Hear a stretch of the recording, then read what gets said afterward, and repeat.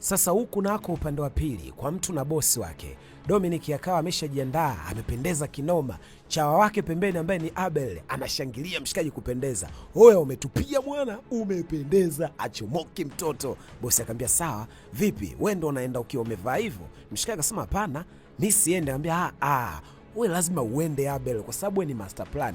Vipi kama nikienda kule afu kuna baadhi ya maneno nimeyasahau? Lazima wewe twende. Mshikaji akawa anakataa Abel, lakini Dominic akamlazimisha mpaka kama vile kwa hasira. Akakubali Abel kwenda, lakini sio kupenda, kwa sababu tu bosi amelazimisha, ikabidi aende. Basi bwana, kwenye miadi baadaye anaingia hivi, anakutana na mshikaji Abel, anamwambia happy birthday hivi akawa amefurahi sana. Lakini punde si punde, mara huyo Dominic naye anatokea, ikabidi ashangae pale hivi. Hiki ni nini kilichotokea? Ni kama akili haiko pale, hakuwaza kabisa kama kwenye dina ambayo ameitiwa atakutana na Dominic. Mawazo akawa ameama kabisa, lakini ikabidi sasa akubaliane na hali halisi. Wakawa wamekaa chini, Chawa akawa amekaa pembeni kule, afu ana hata habari, haelewi chochote Abel kinachoendelea, kwamba msichana anampenda yeye na sio bosi wake Dominic. Anakuja pale anamnongoneza bosi wake, chakula kile ndo kinaandaliwa kule tajiri, endelea hapo. Anarudi zake, anakaa nyuma, ana hata habari. Msichana mawazo yako pale. Sasa bwana Dominic akaanza kutupia maneno. Yale maneno ambayo anaongea pale, huwezi amini. Hivi anamuona kama vile anaongea pale mbele ni Abel. Kama akiwa anaongea Abel, msichana kama vile anatabasamu, alafu taswira ikija akiwa anaongea Dominic, msichana kama anapoteza nuru hivi kwenye sura yake. Akaongea sana Dominic, mwishoni akamuuliza, vipi umenikubalia? Ili anasuliwa ndo akili narudi. Nimekukubalia kitu gani? Dominic ikabidi arudie, akamwambia sikiliza, hivi mimi nakupenda, nataka tuwe wachumba, nikuoe, tuanzishe familia. Hayo maneno hivi hakuyapenda kabisa, mpaka akawa kama vile amepaliwa huko. Akatoka Abel speed haraka, akachukua maji, yuko makini na kazi yake, akampatia hivi akanywa, ndo kidogo akawa yuko sawa. Dominic akamuuliza, hivi vipi uko sawa? Akamwambia hapana, najisikia vibaya, natoka nje, tunaweza kuondoka? Mshikaji akawa haelewi nini kinachotokea, na hivi anaona kama vitu havieleweki. Akanyanyuka akaondoka, ikabidi aje huko Abel kwa spidi mpaka kwa bosi wake pale. Bosi, vipi, nini kilichotokea? Dominic anamwambia mimi sijui nini kilichotokea, hebu fuatilia ni nini kilichotokea. Ikabidi atoke, mshikaji aende kufuatilia. Hivi baada ya kutoka pale, moja kwa moja akaelekea nyumbani kwake. Baada ya kufika nyumbani kwake, akawasiliana na Abel, akawa anamwambia kile ni nini kilichotokea, wewe ndo ulinialika kile chakula cha jioni. Cha ajabu nafika pale namuona Dominic, nini kilichotokea? Abel kabidi amwambie hivi, sasa mimi unaonana vipi na mimi wakati anayekupenda ni boss Dominic? Dominic anakupenda na ni mtu mzuri hivi. Akawa anamwambia stop bwana, hayo maneno acha kuyaongelea hayo maneno, mimi sitaki kuyasikia hayo maneno. Abel akawa anaendelea kumkuadia tu boss wake, anambia sikiliza, hivi ukiwa na mtu kama Dominic mwenye pesa, hauwezi kukosa kitu chochote kwenye maisha yako, mkubalie. Ikabidi tu hivi amalize kwa kusema kwamba sikiliza nikwambie Abel, mimi simpendi Dominic, mimi nakutaka wewe. Hayo maneno yalimpiga kinoma Abel, hajiamini, simu yenyewe akatoa kwenye sikio. Hivi baada ya kuwa anaona mshikaji aongei, akaendelea kuyachomelea yale maneno, mimi nina hisia na wewe Abel, nakutaka wewe, nakupenda. Mshikaji huku amechanganyikiwa, anaona haya ni matatizo gani haya? Nini hiki kinakuja kwenye maisha yangu? Nini hiki? Mshikaji amenifanyia mema sana, mshikaji amenitendea mazuri, vipi nimlipe kwa hiki? Kwa nini haya matatizo yanakuja kwangu? Mshikaji akawa anakumbuka wakati ambapo anapigwa na washikaji na boss Dominic anakuja anamsaidia, watu wanataka kumuua mshikaji, anampambania, baadaye wanakuwa marafiki, sio tena mfanyakazi na bosi. Mshikaji amini kinachotokea, hiki ni nini? Shetani anaingia, mabaya anataka kutuletea, urafiki wetu anataka kuuteketeza. Ni nini hiki? Amini mshikaji. Hivi akawa anaendelea kupiga simu, Abel anaitazama, apokei simu, anapiga simu, Abel apokea simu. Upande wa pili huku maneno yote mpenda hela ameyasikia rafiki yake Trish. Akashuka akamwambia, rafiki yangu, wewe ndo umeamua kumpenda mtumwa, yani umefall in love kwa mtumwa, mtu anaotumwa. Hivi akamwambia Trish, nampenda yule kijana, na kama unataka urafiki wetu uendelee kuwepo, basi nataka umheshimu kwa sababu mimi nampenda. Trish akashangaa hajaamini. Akamwambia, unataka kuniambia hivi unataka ugombane na mimi kisa mwanamme? Hivi akamwambia, yes, kwa sababu nampenda. Huwezi amini, mshikaji anapendwa kweli na mtoto wa kike. Sasa rafiki yake Trish kabidi amwambie, inabidi umwambie sasa Dominic ajue kwamba umempenda mfanyakazi wake. Akamwambia, muda ukifika nitamwambia. Sasa huku upande wa pili kwa mtu na bosi wake Dominic na Abel. Abel anapigiwa simu muda wote na hivi, lakini hashiki. Akawa na wasiwasi mpaka Dominic akawa anamwangalia, anaona kabisa huyu mchiza yuko sawa. Nyumbani pia baadaye anafanya usafi, simu inapigwa tu. Abel hashiki simu. Ikabidi Dominic amuulize, ni vipi, mbona upokee simu yako? Au kuna msichana ambaye anakupigia unaogopa kupokea mbele yangu? Akamwambia, hapana bwana, hamna msichana ambaye anaogopa kupokea mbele yako. Sasa kwa nini upokee? Nitapokea tu. Ikabidi amwambie, njoo hapa.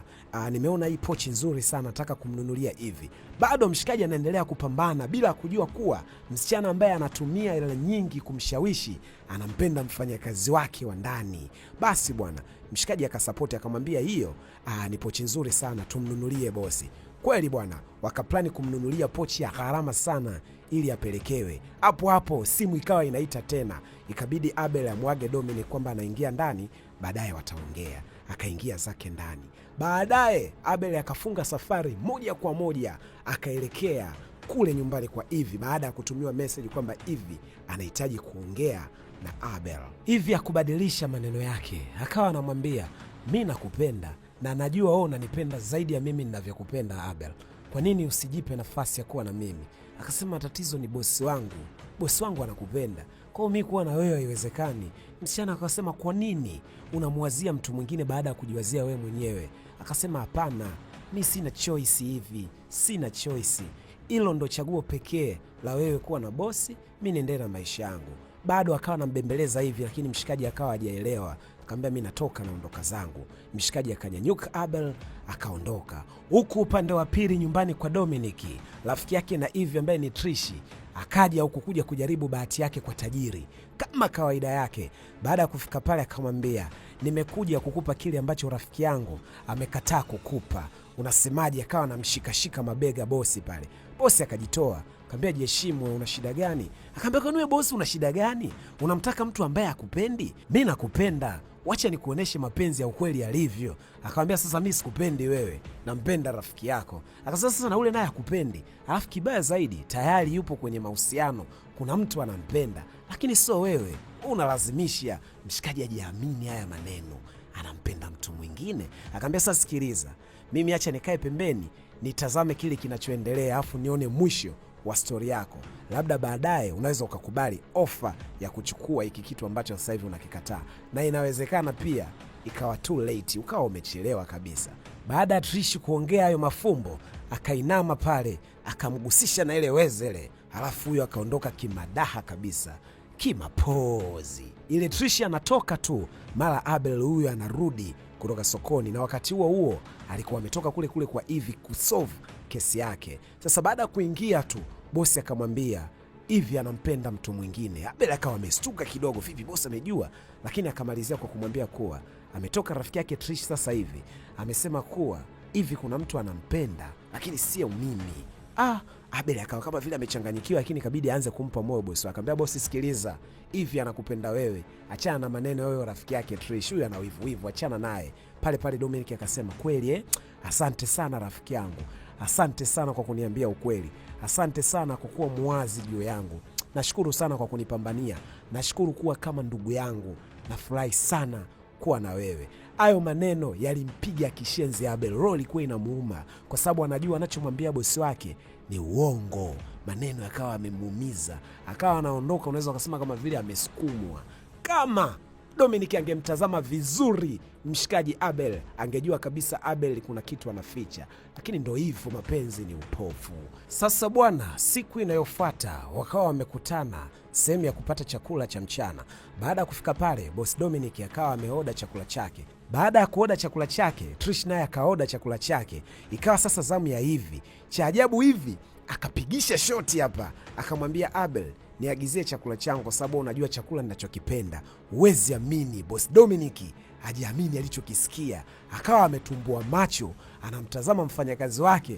Unaweza ukasema kama vile anamdai, ametoa macho kweli kweli. Lakini pale pale Abel akawa na mapepe mpaka akawa ameshindwa kukaa pale, akaomba ruksa aende uani. Yaani mkojo ulimshika hapo hapo. Sasa sijui na haja kubwa, atajijua mwenyewe. Lakini akatoka akaelekea zake uani.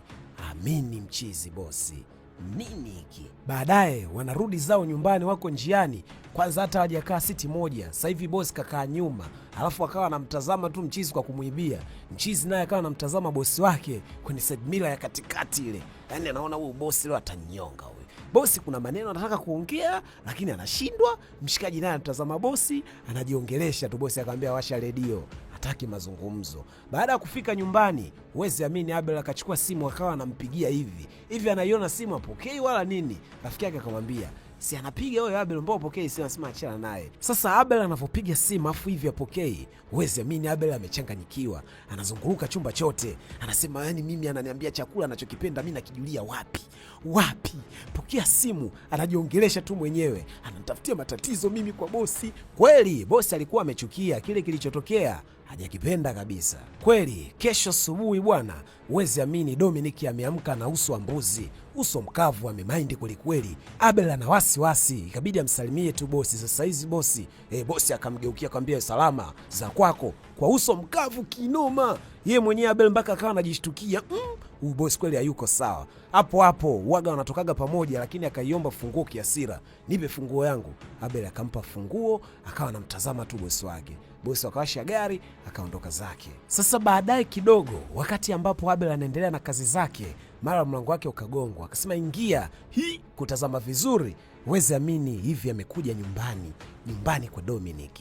Baada ya kuingia, Abel akawa kama vile ana wasiwasi. Anaambia umefuata nini hapa? Sema nimekuja kuongea na wewe. Anasema umekuja kuongea na mimi wakati Hivi nakupigia simu tangu jana, haupokei simu zangu. Hivi akamwambia ni kwa sijapokea makusudi.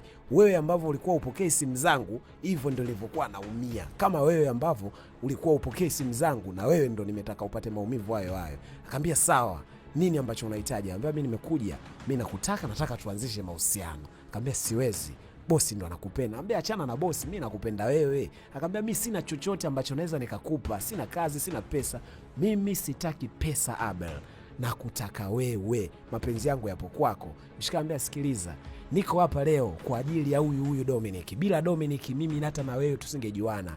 Amenitoa sehemu kubwa sana, kwa hiyo mimi siwezi. Msichana akawa anambia sawa, nimekuelewa. Je, haunipendi Abel? Abel hilo swali akawa anashindwa kabisa kulijibu. Akamwambia sikiliza, mapenzi ambayo unayo kwangu yahamishi, yapeleke moja kwa moja kwa boss Dominic. Akamwambia sikiliza, nimekuelewa, nijibu. Haunipendi? Abel hawezi kujibu hilo swali, na yeye kama vile tayari ameshaanza kumpenda. Pale Hivi akasogea akawa anamkisi. Ili anamkisi, mara Dominic amerudi. Mama yangu akashuhudia namna ambavyo msichana alikuwa anamkisi Abel. Abel hajaamini kilichotokea. Anaona hapa kazi sina tena. Basi mshikaji akafunga mlango akaondoka zake. Abel akawa amechanganyikiwa. Msichana naye akabaki pale. Abel akamfuata bosi wake. Baada ya kumfuata bosi wake, huwezi amini, Dominic hakutaka kabisa kumsikiliza Abel. Abel akawa amepiga mpaka magoti, lakini Dominic wapi? Akamwambia toka niache. Abel akatoka akaingia ndani. Mshikaji akawa anaumia pale. Baadaye akawa amekaa, mara huyo sekretari wake amekuja akamkuta mshikaji anakunywa pombe huku analia. Akauliza nini shida bosi? Anasema wameniumiza, lakini aseme wakina nani wamemuumiza. Sekretari wake akamkumbatia pale kumpooza. Huku bwana nyumbani kwa Hivi amerudi huko spidi, hataki hata kuongea na rafiki yake moja kwa moja. Akaingia zake ndani naye amechanganyikiwa. Vuluvala la mambo hayaeleweki. Kwa kile ambacho kimetokea kilimchanganya sana Dominic. Akawa na mawazo muda wote. Lakini Trish naye akaja kujaribu bahati yake kwa mara nyingine. Baada ya kufika nyumbani kwa Dominic, akafika pale Akakaa karibu, Dominic akamtoa kwa hasira. Akamwambia, nini unanifukuza? Nimekuja hapa kukufariji. Umepitia matatizo ambayo, sikiliza, mimi siwezi. Akamwambia, mimi nakupenda. Unampenda mtu ambaye hakupendi? Mimi nakupenda, nipe nafasi. Akamwambia, mimi sikupendi wewe. Alafu kingine, mimi tayari nilikuwa nampenda rafiki yako. Wewe na ule ni marafiki. Nini wewe? Akamwambia, sikiliza, mimi nakupenda. Mara wakati ambapo wanabishana, huyo akawa ameingia hivi. Akawakuta wako kwenye mabishano pale. Ikabidi Dominic asimame ajitetee. Rafiki yako huyo, ongea na rafiki yako, ananisumbua sana. Ikabidi hivi amwambie, nini unafanya hapo rafiki yangu Trishi? Akamwambia, sikiliza, wewe umpendi huyu mshikaji Dominic. Mimi nampenda. Wewe si umempenda yule mfanyakazi wake? Mimi nampenda Dominic.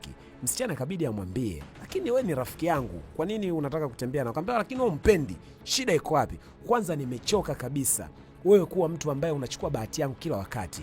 Wanaume wote wazuri wanakutaka wewe. Una kitu gani wewe ambacho mimi sina? Hapa ndo mnajifunza kuwa wakati mwingine mna marafiki ambao wanachukia kitu ambacho nyinyi mnacho. Mnaona kama vile kila mtu anapenda ambacho unacho, lakini wakati mwingine mtu anaumia ndani kwa ndani. Kuweni makini sana na marafiki na wakati mwingine hata ndugu, kwa sababu yeyote anaweza kuwa mbaya na anachukia kile ambacho wewe unacho. Take care mtu wangu.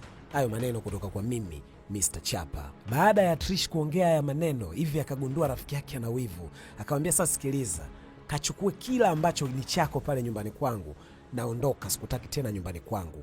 Kweli Trish akatoka kwa madaa pale kwa mbwembwe zake zote. Kama kawaida ni mtu wa madaa mapozi hivi, mbwembwe nyingi sana. Bahati tundoana haya, akaondoka zake. Akabaki hivi pamoja na Dominic.